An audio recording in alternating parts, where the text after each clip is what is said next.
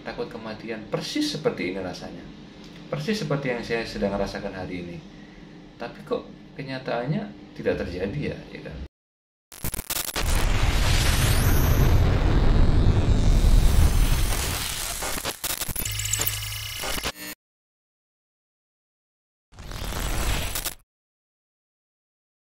Takut mati lagi, takut mati lagi.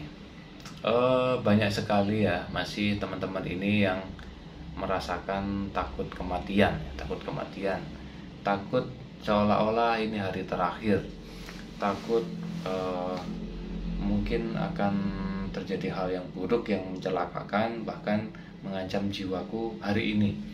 Hari ini sepertinya aku sudah tidak lama lagi. Seperti itu ya, perasaan-perasaan negatif, takut kematian, takut sudah nggak lama lagi umurnya, seperti itu ya. Itu sangat sering dialami oleh penderita anxiety disorder.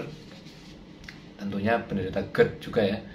GERD anxiety ya, sepasang lingkaran setan ini. Biasanya kalau ada pemicu misalkan berita duka, atau mungkin mendengar kabar berita entah hoax atau enggak ya, kadang-kadang ya, meninggal karena asam lambung misalkan, atau mungkin berita negatif meninggal di usia muda, atau banyak ya, intinya berita-berita toksik negatif yang kadang-kadang beberapa itu tidak dapat dipertanggungjawabkan kevalidan beritanya. Kalian pasti menjadi cemas dan akhirnya kambuh lagi takut kematian. Terus juga yang lucu, ada beberapa teman yang merasakan takut kematiannya itu tidak dalam jangka waktu yang sebentar, ada yang sampai beberapa tahun ya. Bahkan terakhir kemarin ada yang komen di video Sobat NC itu sudah 5 tahun takut kematian.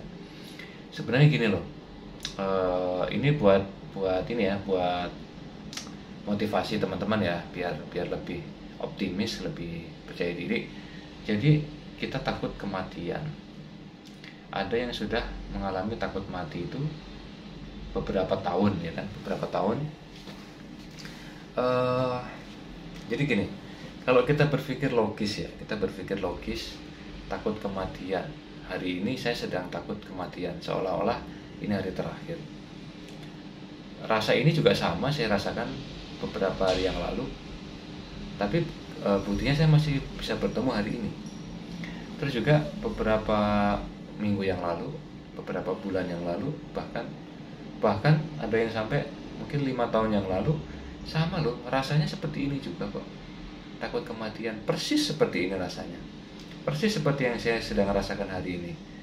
Tapi kok kenyataannya tidak terjadi ya kan? Nah itu kita harus mulai berpikir logis. Kok kenyataannya tidak terjadi sih?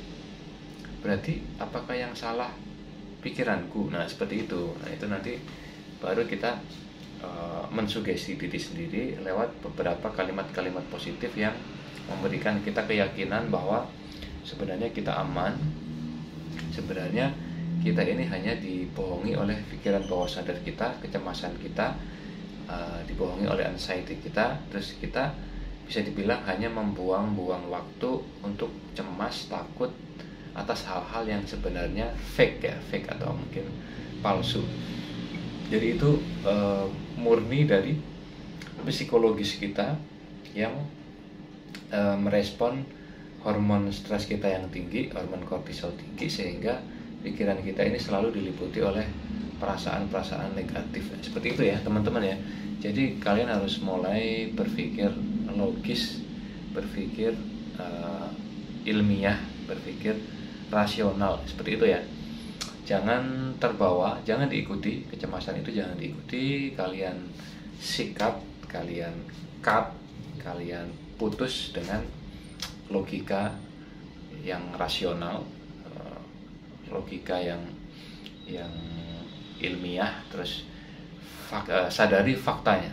Kalian harus sadari faktanya, itu kata kunci ya.